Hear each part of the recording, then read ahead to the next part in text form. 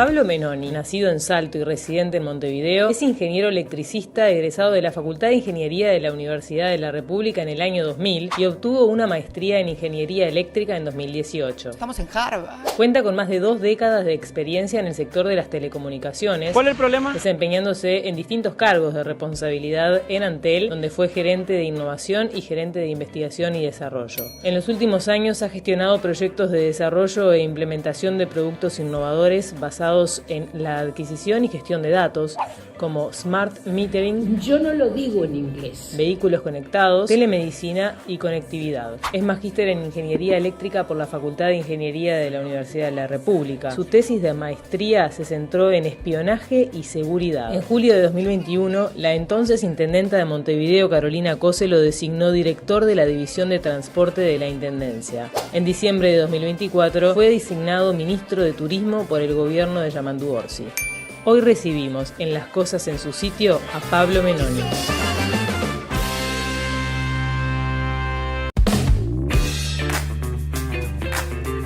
Bueno, buen día, ministro. Gracias por arrimarse en plena temporada. Bienvenido. Claro. Bienvenido. Muchísimas gracias, Ulises. El agradecido soy yo por el espacio, por el tiempo, para poder contar la gestión, cómo viene la temporada, en fin, dispuesto a que me pregunten lo que quieran. Antes de arrancar con eso, nosotros lo discutíamos fuera de micrófono.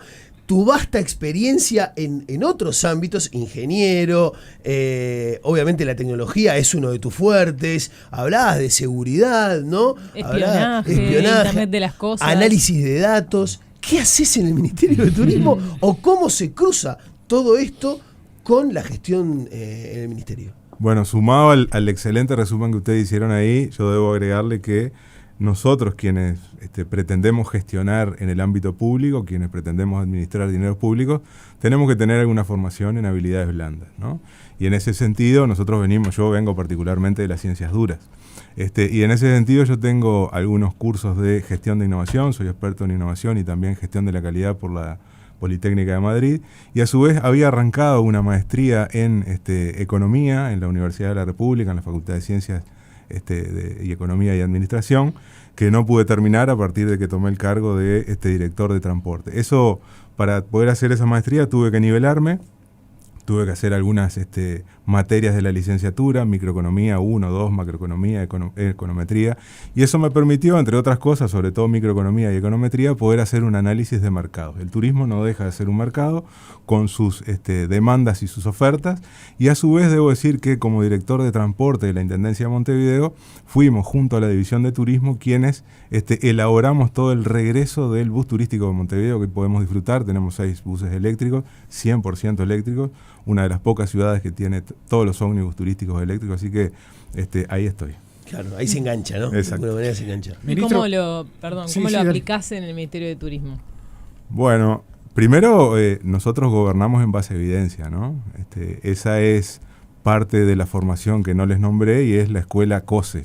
La Escuela COSE se basa esencialmente en trabajar en base a evidencias y a mezclar esto de las ciencias duras con el humanismo, la gestión, la multidisciplina, el trabajo en equipo. Yendo concretamente a lo que vos decías, nosotros estamos tratando de aplicar lo que es el método científico a la gestión pública. ¿Esto qué es? Observar, planificar, actuar, volver a medir, esto de observar es medir, y si hay que corregir, se corrige. ¿La escuela COSE es un concepto tuyo o es Sí, algo me que quedó se maneja picando, internamente? Es un concepto mío. ¿Y ella está afín a ese concepto? No le pregunté. Pero ya te lo he escuchado seguramente. Supongo que sí. ¿Y qué otra variable tiene la escuela COSE? Bueno, lo que decíamos, el trabajo en equipo, la multidisciplina, observar los datos. Si nosotros siempre tratamos de gobernar en base a evidencia, por eso lo del método científico. Nosotros podemos jugar a que sabemos cosas, pero si no tenemos la evidencia de los datos, si no logramos medirlo y si no logramos explicar las cosas, ustedes me van a hacer algunas preguntas seguramente de la temporada, y ahí yo voy a volver con esto de tratar de explicar algunos números.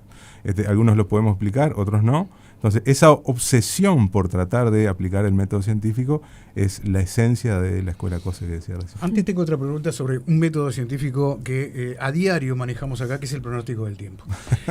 Totalmente. Y es un insumo que para los oyentes es fundamental. Claro. Para los que van a salir de vacaciones, los que van a tomar un par de días libres. Para los que trabajan del turismo o viven del turismo y van a organizar X cosas, ¿no? ¿Está incidiendo los pronósticos del tiempo sobre la decisión de los turistas? Sí, hay una cosa que es como, perdón, Pepe, tendencias climáticas para el periodo largo y otro es pronóstico de tiempo más cotidiano. No clima, sino pronóstico del tiempo. En esto de la evidencia de los datos no lo tenemos estudiado, digamos, si incide o no. Yo creo que hoy tenemos la posibilidad de planificar, en tanto los pronósticos son con mucha anticipación. Nosotros podemos, antes de viajar, ver el estado del tiempo, por supuesto con una probabilidad un poco más baja que con la que vemos ahora, de hoy para mañana, ¿no? Claro, más largo. Pero se puede planificar sin duda, sí, claro que sí. ¿Y el pronóstico que está previsto para este sábado de diluvio en todo el país, afecta la temporada? ¿Un sábado de la primera quincena de enero, lluvia en todos lados? Primero, ahí yo tengo sentimientos encontrados, porque hay un sector productivo del país, que es especialmente el sector agropecuario, que está sufriendo una sequía, sobre todo en el sur, muy importante. Yo escuchaba a una experta el otro día que hablaba de un 10% de humedad en el suelo, eso es muy poco. Y también escuché al senador Da Silva reclamando la declaración de emergencia agrícola. Por lo tanto, esto de los sentimientos encontrados entre un sector productivo tan importante como el agro y un sector productivo tan importante como el turismo, son sentimientos encontrados. Nosotros quisiéramos... Hoy tenés la bandera de turismo puesta. Exactamente, claro. Nosotros quisiéramos que llueva un poco y que salga el sol otro poco. Si se cruza con Frati, uno de los dos va a estar más contento que el otro. Exactamente. Y que el rato que llueva sea día laborable, ¿no? Sea entre semana, mejor que fin de semana. Por ejemplo, igual todo no se puede, pero los pronósticos sí son de lluvia para estos días, pero sin perjuicio de eso nosotros tenemos un montón de ofertas turísticas también, no solo sol y playa, y es lo que estamos tratando de hacer, salir un poco de ese sol y playa, que es nuestro caballito de batalla, que es el buque insignia, y hacer cosas un poquito más hacia adentro. Se habla de una temporada espectacular, de uno de los mejores, ¿no? Veranos a nivel turístico, un montón de extranjeros visitando nuestro país. ¿Lo ves igual, más allá de la cantidad de gente que viene, en esto de analizar, actuar y volver a analizar? ¿Mucha gente significa mucha plata gastada? ¿Significa mucho ingreso? ¿Cómo se puede medir esa variabilidad? Primero por cantidad, los ingresos son cantidad y precio, ¿no? Claro. Eso es la ecuación básica. No llegamos a los niveles de gasto que llegamos en el 2017, estamos hablando de gastos por día por persona, pero sí estimamos que el gasto por persona por día va a ser un poquito superior al del año pasado incluso. Ahí tenemos que hacer por lo menos dos consideraciones. Primero es la llegada de extranjeros versus la llegada incluyendo a los uruguayos que viven afuera. Claro. El uruguayo que vive afuera, si bien muy importante por cierto, gasta menos que el extranjero. En el entorno de $49 versus 75. Que tiene una lógica, ¿no? De que llega a un lugar en donde ya lo están esperando de repente, o capaz que lo habitacional, digo. Exactamente. Bueno. Por lo tanto, nosotros separamos esas dos cosas.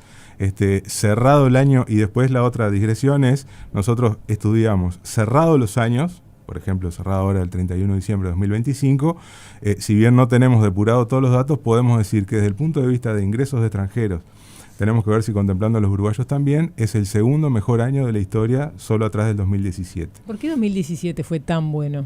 Bueno, porque ahí teníamos una situación coyuntural, sobre todo con Argentina, muy favorable, ¿no?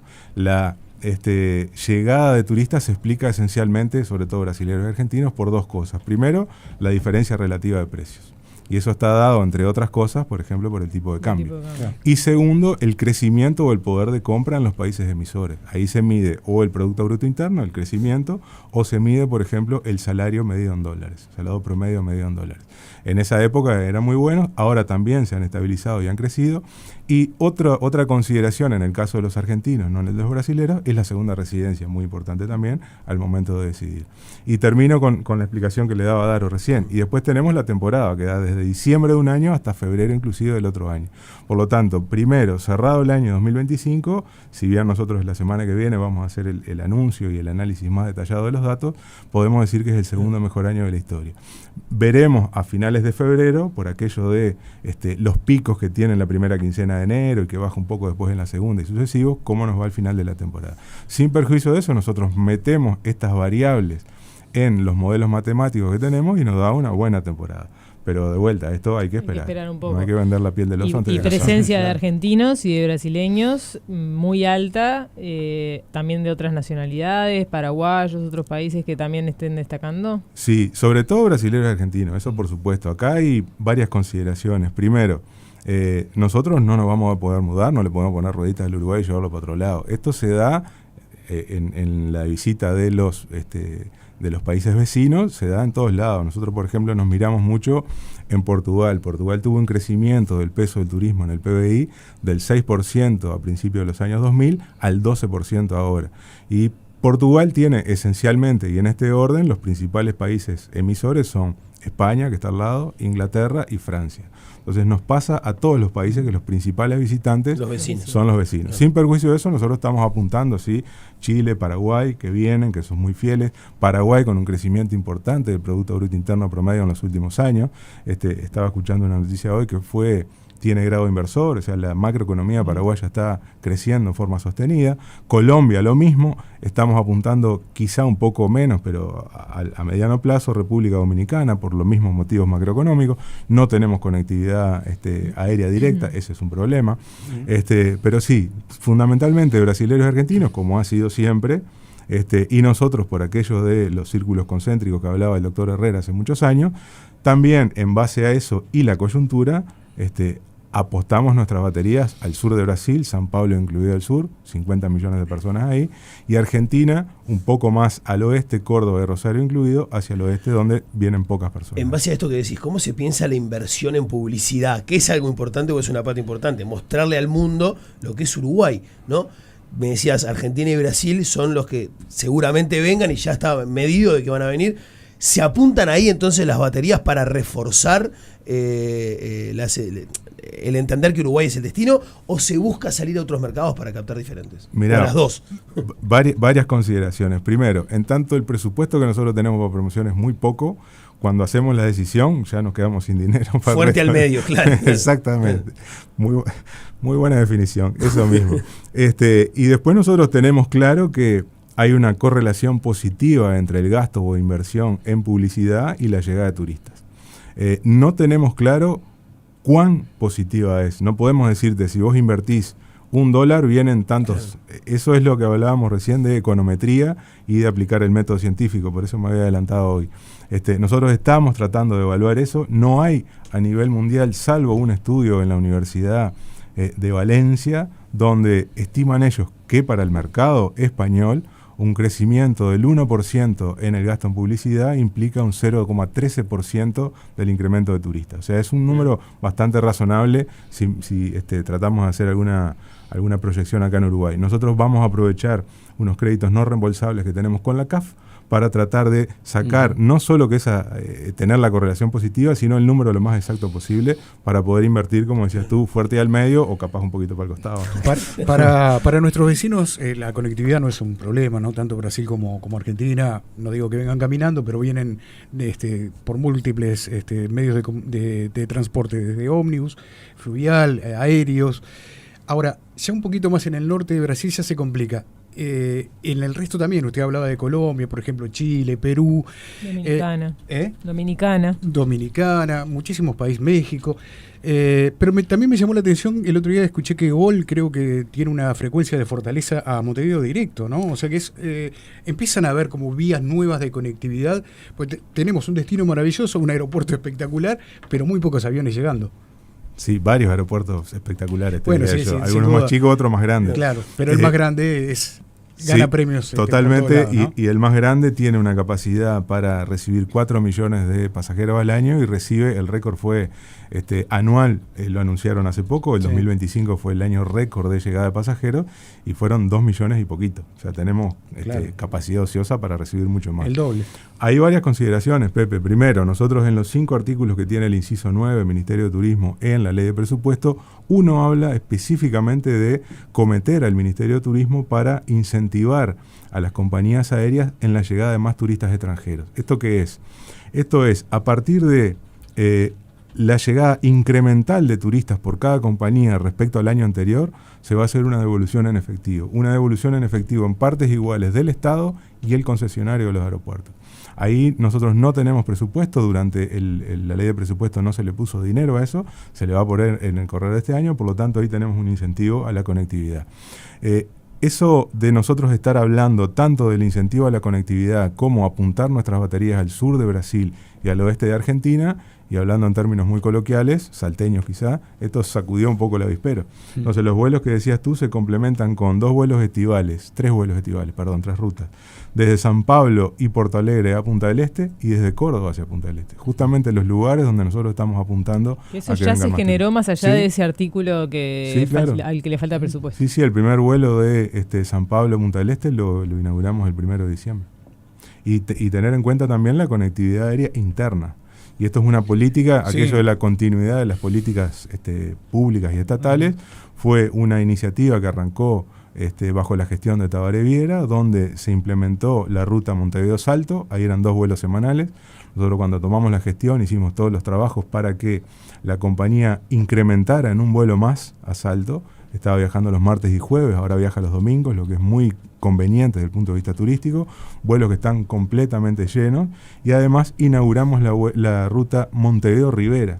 Rivera siendo el segundo aeropuerto binacional del mundo detrás de Basilea, y con un entorno, en el entorno de los 150 kilómetros, de 5 millones de personas, brasileros por supuesto. Entonces no solo la conectividad internacional, sino la interna.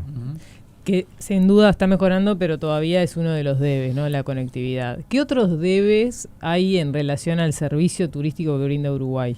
Mira, complementando lo de la conectividad, si nosotros quisiéramos traer, por ejemplo, brasileros vienen solo 450.000, 460.000 al año. Si nosotros quisiéramos traer 300.000 brasileros más, por ejemplo, que entendemos que lo podemos traer, necesitamos tener por lo menos 30 vuelos semanales más a Brasil, y hoy tenemos en el entorno de 49, si mal no recuerdo. O sea, tenemos un debe todavía, hay mucha posibilidad de crecimiento. Respecto a la oferta turística en general, primero una consideración histórica.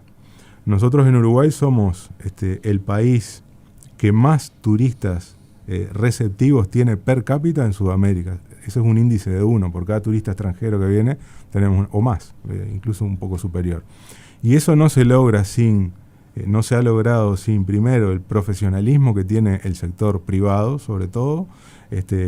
Por lo tanto, yo entiendo que la oferta turística es buena, y sobre todo sin competitividad. Nosotros no podemos tener esa cifra tan grande de turismo receptivo y tan grande en ingreso de divisas si no tenemos competitividad. Entonces, a lo largo de la historia se ha demostrado profesionalismo y competitividad. ¿Que hay cosas por hacer? Por supuesto que hay cosas por hacer. ¿Que hay que hacer mejoras en infraestructura? Por supuesto. Yo te voy a nombrar algunas que no van en infraestructura, pero me parecen interesantes también. Nosotros tenemos que mejorar habilidades blandas, tenemos que mejorar idioma, tenemos que hablar mejor portugués, tenemos que hablar mejor inglés, sobre todo. El argentino cuando viene se siente muy a gusto porque hablamos casi igual, ¿no? Tenemos hasta el mismo acento. El portugués no tanto porque nos cuesta un poco más el portugués. Y las personas que vienen de otro lado también con el tema del inglés. Y también la oferta, digitalizar un poco la oferta para poder promocionar nuestros productos afuera. Cuando decís digitalizar la oferta, ¿a qué te referís? Por ejemplo, que la promoción que tú ves cuando intentas hacer o planificar algún viaje al exterior, que es muy buena, que tiene muy buenos indicadores y que tiene muy buena presentación, que lo haga acá también. Claro. Hablamos y la eficiencia de los servicios, que siempre es algo que es a nivel interno, me parece que se discute, sobre todo en Rocha, ¿no? Las experiencias negativas de que se saturan las cosas, de que no sé, se demora muchísimo. ¿Cómo ves eso? Bueno, primero, en este periodo ahora que estamos viviendo tenemos un exceso de demanda. O sea, la oferta no da para colmar toda esa demanda.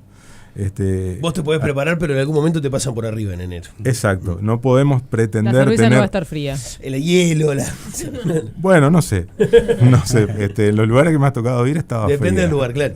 Y lo digo antes de ser ministro de Turismo. Entonces, no podemos pretender tener o dimensionar, que el sector privado dimensione una oferta cuando solo se da el exceso ahora en este periodo, ¿no? Entonces, repito y vuelvo al principio. Nosotros no podemos tener estas cifras de turismo receptivo si no tenemos competitividad. O sea, los números lo demuestran. Más allá de que, insisto, tenemos oportunidades de mejora, por supuesto que tenemos oportunidades de mejora. Y hablando de profesionalización del sector turístico, también tenemos, lo que decíamos recién, habilidades blandas. infraestructuras también, sí, claro. ¿Qué puede hacer que esos, esos 450.000, decía usted, ministro, de potenciales turistas brasileños lleguen a nuestro país? O sea, ¿qué los puede atraer? Y también me pregunto, ¿y qué capacidad tenemos para recibirlos, no? ¿A los que ya vienen de Setúbal? No, a los que se podrían sumar a ese potencial número que podría Eran estar... 300.000, decías vos. Sí, 300... podríamos llegar por favor, entendí la pregunta. Disculpame, Pepe. No, por favor. 400.000 son los que ya vienen. Bueno, los brasileros obviamente tienen en Brasil muy buenas playas, nosotros también, por supuesto, pero son diferentes, no son las mismas playas. Nosotros tenemos la corriente fría de las Malvinas y ellos tienen una corriente cálida. También tenemos diversidad de productos. Nosotros tenemos en el turismo en entornos rurales y naturales, sobre todo el enoturismo, el turismo gastronómico, muy apreciado por ellos, y tenemos que apuntar ahí. O sea, tenemos que competir donde a ellos les gusta. También tenemos el turismo de compras, el turismo de casinos. En esto de conocer a tu cliente, ¿no? En esto de conocer, de saber lo que quiere. Sí, porque es algo que siempre me pregunto, ¿no? ¿Cómo, ¿qué le podés dar por fuera de lo que ya le estás dando? A los brasileños, servicios premium, más exclusivos, ¿Sabés qué? más Hablando VIP. justamente ¿no? de servicios... ¿Hay, digamos, industria como para ofrecer eso en Punta del Este? En eso dicen que en Rocha, por ejemplo, creció mucho el brasilero alquilando lugares más caros que de costumbre, encontrando puntos en donde gasta más. Sí, claro. Tenemos que hacer un montón de cosas para mejorar eso, ¿no? Por ejemplo, voy a nombrar un ejemplo solo. Nosotros tenemos y le estamos dando mucha promoción al enoturismo. Pero hay un brasilero que se va, o cualquiera, ¿no? Un turista extranjero que tiene que volver en avión, no puede llevarse sus vinos arriba, tiene que meterlos en bodega. Claro. Hay algunos lugares, como por ejemplo Mendoza y Santiago, que te permiten llevar arriba del avión, o sea, como en un carrión, por ejemplo, hasta 5 litros de vino. O sea, hacer una inversión o un gasto tan grande en algunos vinos exclusivos, apuntando al turismo, creo que decías tú, Pablo, recién, al turismo premium. Exactamente, y meter un vino de algunos miles de dólares en una valija no está tan bueno, digamos. Claro. Entonces, en eso estamos trabajando con el Ministerio de Defensa, que son quienes tienen a cargo la policía aeronáutica, para poder de alguna forma permitir esa subida. Hay unos temas de seguridad importantes que hay que considerar, por supuesto, y hay una logística muy importante. Fíjate tú que nos dejan subir a un avión con solo 100 mililitros de algo. Y nosotros lo vamos a hacer subir con... ¿Puedo hacer un 5. paréntesis? ¿Puedo hacer un paréntesis? Capaz que esto te excede, Pablo, pero esto de los 100 mililitros, ¿está en revisión? Porque he escuchado como que, es un tema para viajar, ¿no? O sea, tenés que tener todo en tarros chiquititos. Pero todo que después te dan cubiertos de metal. Bueno, depende de donde estés, claro, sí, es verdad. Pero es algo internacional. ¿Sabés si está en revisión? Porque he escuchado como que sí, pero no estoy seguro. No lo tengo claro, no sé, no lo he escuchado. De todas formas, yo te diría que a mí como pasajero eso me da seguridad. ¿A vos te da seguridad? Sí, ¿Pero total. por qué? ¿El hecho de tener más de 100 mililitros? ¿Cuál es el riesgo? No quiero tirar ideas, pero por favor. Hay sustancias que con muy poco hacen mucho daño. Pero lo del vino está interesante, ¿eh? Sí, totalmente. Ahí hay que, por supuesto, que garantizar la seguridad, claro, ¿no? Claro, o sea, ¿avanzaron ya en esa charla? Sí, claro, sí, por supuesto. Con sellos o cosas. Por ejemplo, con un lacrado y con reactivos especiales, yendo un día antes al aeropuerto o a algún lugar donde te lo puedan lacrar la policía aeronáutica. En fin, hay opciones. Es buena, ¿eh? Sí, buena. Yo fui a España, llevé uno en bodega, y pasé un papelón cuando lo bajé y dije, miren, vino uruguayo. Me dijeron, esto es un vino uruguayo, es horrible. ¿Cómo que es horrible? Claro, y no, evidentemente tuvo una reacción en la bodega. Por el frío, claro. Exacto. Claro. Es lo mismo que llevarlo en la cabina presurizada. Claro. Estamos hablando obvio de turistas que llegan, ¿no? O de gente de otros países que llega, pero también hay un movimiento de turismo interno interesante que sostiene todo el año, pero obviamente que en verano también. Y hay un oyente que pregunta, ¿por qué no hay ofertas económicas como el combustible para los que vivimos en Uruguay, que creo que también hacemos fuerza en la balanza? Bueno, creo que hay ofertas para quienes vivimos también en Uruguay. ¿Cómo se defiende ese turismo interno desde la oferta también? Para equiparar la competitividad, sobre todo con Brasil y con Argentina, hay una reducción del IMESI en la ciudad de frontera. El turismo interno, por supuesto, que es un sostén, sin ir más lejos, en el departamento de Canelones implica más del 70%. O sea que sí, sin duda es importante. Hacerlo desestacionalizado es un gran desafío, por supuesto, ¿no? Porque hay no solo consideraciones económicas, sino consideraciones laborales, de educación, etcétera, ¿no? Me refiero a el ciclo escolar, entre otras cosas. Pero sí hay incentivos económicos, sobre todo para poder competir con Argentina y con Brasil. ¿Coincidís con esa máxima que siempre se repite, creo que con poco sustento estadístico, que es que sale lo mismo irse al Caribe que irse a La Paloma? Eso debes haber escuchado 1000 veces. Claro, igual, ¿no? eso Después, eso, lo mismo irse para afuera que... La escuela COSE, ¿qué opinas sobre esto? claro. Esperen que pare de reírme. Pero lo has escuchado, que al final gasto lo mismo yéndome a... Primero, nosotros no queremos poner una dicotomía entre el turismo emisivo y el turismo receptivo, porque el turismo emisivo genera trabajo también. Hay un montón de otro ministro de turismo en otro país que también quiere recibir. No, pero acá también las agencias que venden esos pasajes, son no solo dependen nuestras, están en el registro de operadores turísticos, sino que además generan empleo en sí. Por supuesto que a nosotros nos gustaría como país, y mirando con una mirada súper egoísta, de que vengan turistas de acá y no se vayan. Eso es imposible, no va a suceder así. Y en el entendido que viajar también no solo es lindo, sino que abre la cabeza, y poder ver otras realidades realmente es muy enriquecedor. La pregunta es... la pregunta concreta. La pregunta es plata. Yo creo que no. Yo creo que no. Que no hay sustento para eso. Claro. No, porque hacemos la cuenta acá, pasaje, seguro, el seguro si bien es económico, pero pasaje, seguro, hotel, comida, en fin, hay que hacer la raya. Traslados. Sí, y no es lo mismo la cantidad de pasajeros. ¿Y cuántos días una familia de 4 viajando, pagando pasajes aéreos, que 4 yendo, no sé, a La Paloma. Totalmente. Lo que pasa es que no quiero sesgar mucho la conversación, porque justamente el trabajo de las agencias que generan turismo emisivo no le va a gustar mucho, pero es hacer la cuenta. Claro. Pablo, te quiero preguntar por lo que pasó en La Pedrera con los artesanos, que capaz que es algo muy puntual, pero hubo un problema, no sé si vieron, se viralizaron las imágenes, ¿no? De una pelea, 4 detenidos. Hay varios temas que tienen que ver justamente con la seguridad de nuestro país y los visitantes que llegan. ¿Bancás a hacer una tandita y te quedás unos minutitos? Sí, claro. ¿Sí? Seguimos con Pablo Menoni, ministro de Turismo. Hay varios mensajes, hay muchos. Hay una persona, Gustavo, que está pidiendo hace rato que pongan webcams, como pasa en otros países, de los diferentes puntos. Dice, no solamente Punta del Este y Piriápolis. Creo que hay webcams ahí. No recuerdo, fue una iniciativa cuando estábamos en Antel, me acuerdo también de inundar un poco Montevideo con webcams. La verdad que está fantástico, totalmente de acuerdo. Creo que él le apunta a las playas, ¿no? Apunta a tirar por la costa, también en el centro del país. Había, si mal no recuerdo, en Malvin teníamos una. Claro. Sí, claro. Sí, hay acá, Palacio Legislativo, muchas veces la tenemos pero acá, en playas en Malvin. Y las playas también. Te pregunté por lo que pasó en Rocha.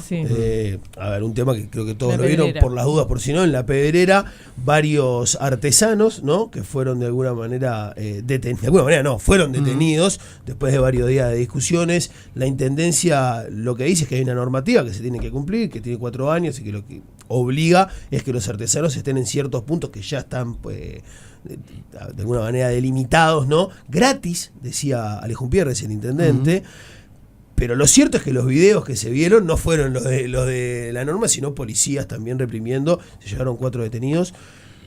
¿Cómo viste vos la situación y qué conceptos tenés al respecto? Bueno, primero una situación muy tensa y lamentable, que uruguayos nos estemos enfrentando de esa forma a esta altura del campeonato. A mí me parece muy preocupante. Que no apostemos al diálogo también. Y ahí hay un resorte departamental y municipal de la Intendencia de Rocha, y es su jurisdicción, y en tanto es su jurisdicción, yo no voy a emitir opinión. Más allá de que, repito, entiendo que hay posibilidades de trabajar en armonía los artesanos. Yo los conozco a los artesanos, he ido por ahí, sin ir más lejos, el 25 de agosto estuve conversando con ellos. La verdad que son gente encantadora, trabajadora, responsable, pero bueno, es un resorte municipal y no nos podemos meter en eso. Y ahora que hablas de resortes municipales, ¿qué tanto puede el Ministerio de Turismo incidir y coordinar para mejorar este tipo de cuestiones, desde los servicios hasta la seguridad que se da en los distintos departamentos? Bueno, ahí tenemos varios ámbitos. Primero tenemos el ámbito de la coordinación público-privada, donde el Ministerio trabaja en forma mancomunada y diría que en un ámbito respetuoso y profesional con la Cámara de Turismo.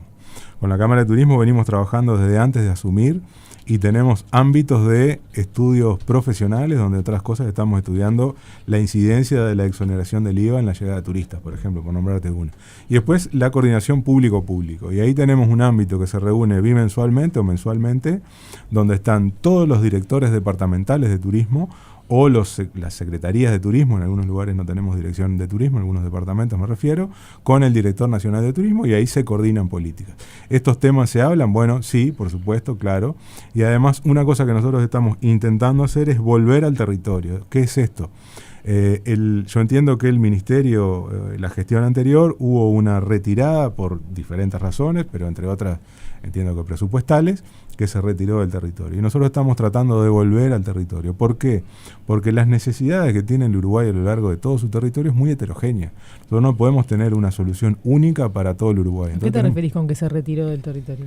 En que teníamos regionalizaciones y se sacaron. No está más, claro. Oficinas, que funcionarios. Exactamente, claro. Nosotros queremos volver. ¿Cuánto personal se sacó en el periodo anterior? Bueno, nosotros teníamos en la gestión de Lilian, teníamos hasta 6 regiones que abarcaban 3 departamentos cada uno, queremos volver a eso. Y bueno, esas... ¿Y hoy cuánto es? Nada. Tenemos alguno en Salto, que abre cada tanto, en Rivera no tenemos más, entonces queremos volver a estar en territorio. O sea, el achique del Estado fue parte en esas oficinas. Exacto, ahí hay que tener en cuenta varias cosas. Primero, nosotros como ministerio somos pocos funcionarios, somos en el entorno de 150, 40 con causal jubilatoria, y a su vez el presupuesto del ministerio tuvo una caída en términos reales en los últimos 6-7 años, que se revierte con este presupuesto. Este presupuesto al final del periodo va a tener, con el incremento presupuestal que tuvimos ahora, más lo del cash rebate que hablábamos recién para el incentivo a la conectividad aérea, un crecimiento del entorno de 10-12% en términos reales. O sea, esa tendencia que tenía la baja se quebró. Entiendo yo que por esas dos razones hubo un retiro del territorio de la gestión anterior. Ministro, hablando de presupuesto, también hubo un destino relevante para lo que se denomina turismo social, en este caso. ¿Y qué característica tiene el turismo social en Uruguay? Bueno, lo primero de la pregunta que decías tú, nosotros tuvimos en el presupuesto 2 artículos de los 5 que mencionábamos hoy, uno que crea el Fondo del Sistema Nacional de Turismo Social, ahí nos permite recibir dinero tanto público como privado, y después tenemos una asignación presupuestal de 20 millones de pesos para este año 2026 y 30 millones de pesos para los años sucesivos.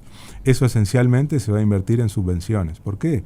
Porque el turismo social es esencialmente facilitarle el turismo a aquellas personas que por diferentes motivos, pero sobre todo socioeconómicos, no pueden hacer turismo en forma regular.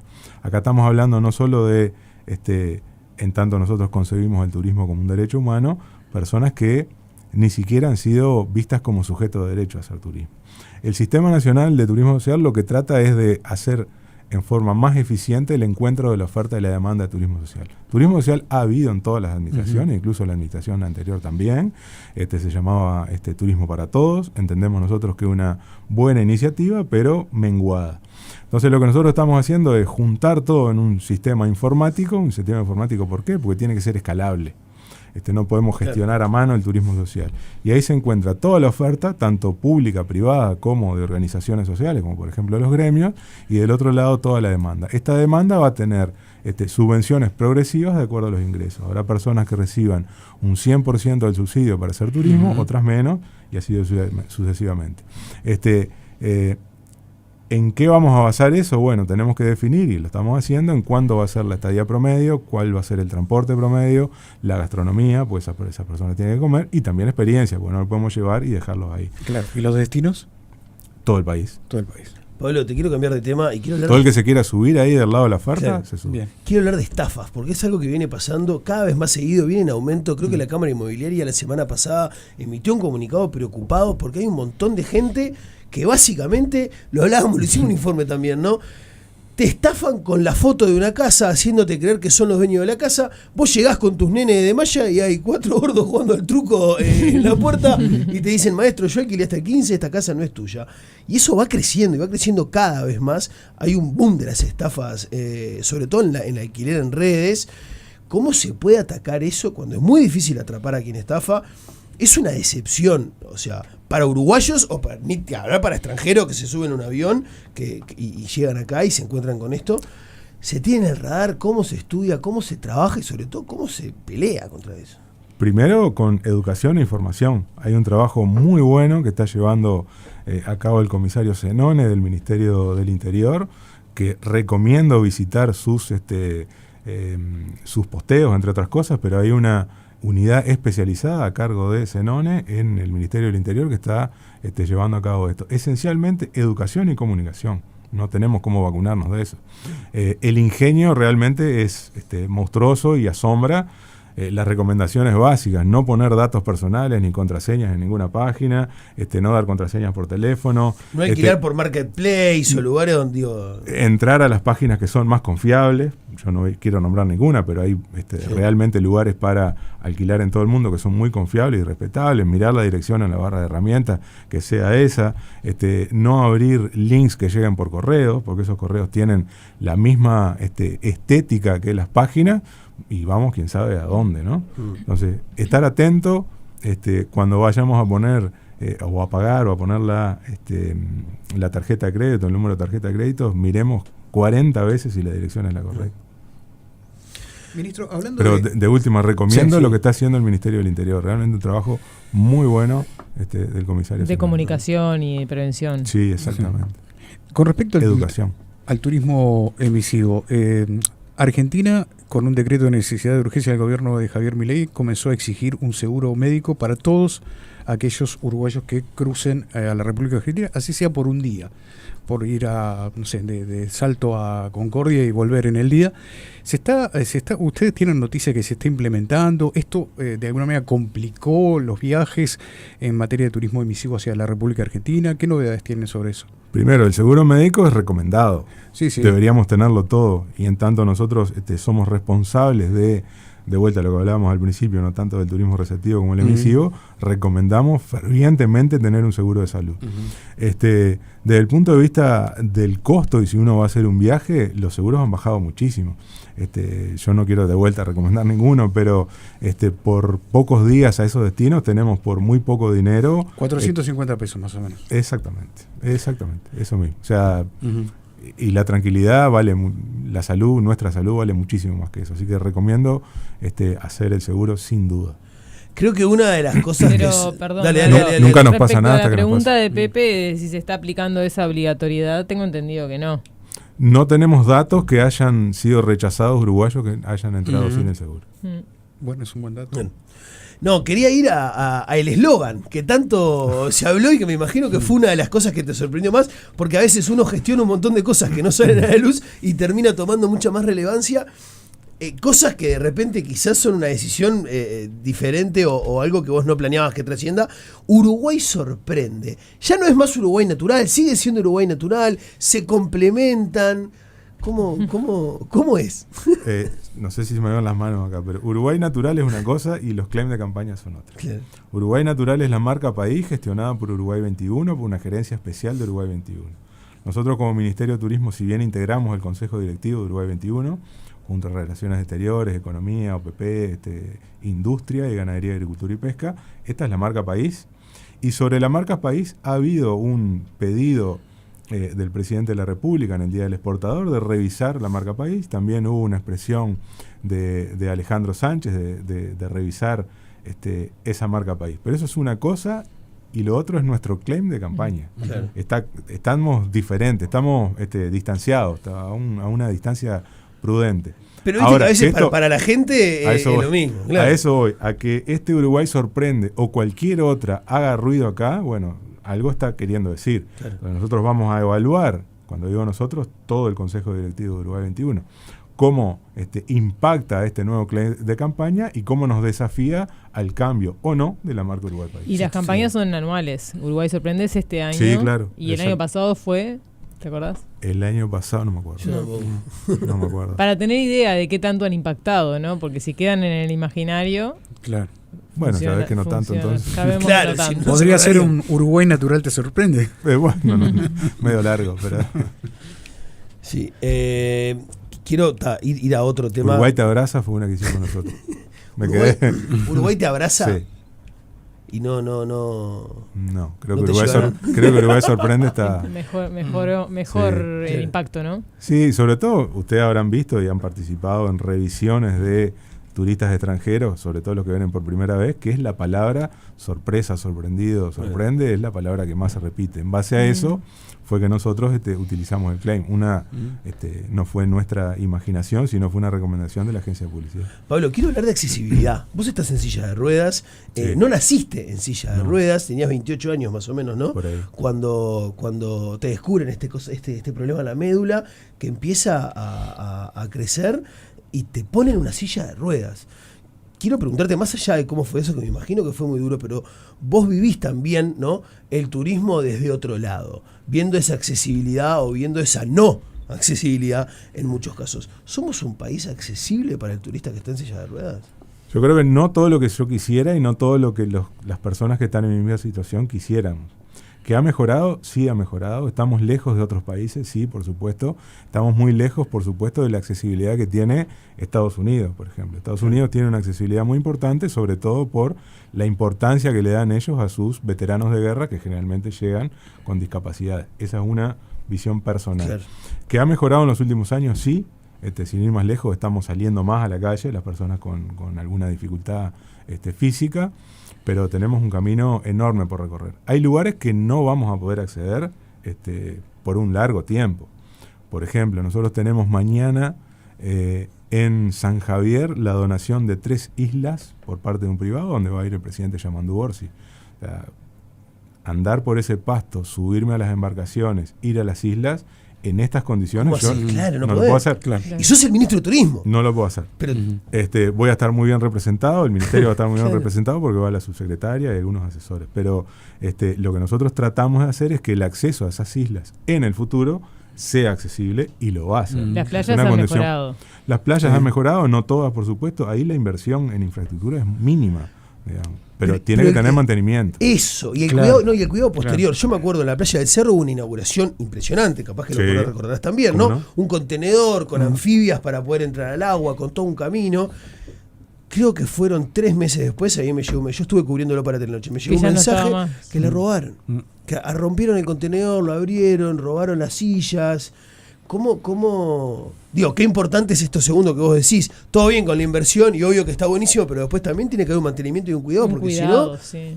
las cosas se van. Totalmente. El acceso a las playas es todo un desafío no solo en Uruguay, sino en el mundo, ¿no? De poder llegar a una playa con una silla de ruedas es complejo. Acá se puede hacer, por supuesto que nosotros tenemos nuestra espaldita presupuestal muy chiquita, nos permite hacer muy pocas obras de infraestructura, pero en tanto hacemos obras de infraestructura, tiene que haber el compromiso de los gobiernos locales de mantenerla. Cosa que es muy difícil, por cierto. Estamos hablando de unas infraestructuras de madera en el medio de un médano, o sea, es complejo. Entonces, volviendo a tu pregunta, sí ha mejorado, hay un montón de cosas que faltan por hacer.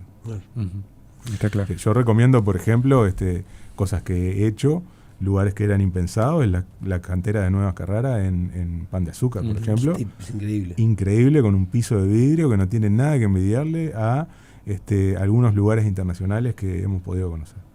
Estoy pensando que estuve hace poco, ¿no hay escaleras en ningún momento para llegar hasta el final? Al final no, es todo. Hay ¿no? dos, hay una que tiene escaleras, la otra que no. Claro. Pero, de vuelta, yo pongo un ejemplo muy de Antel, ¿no?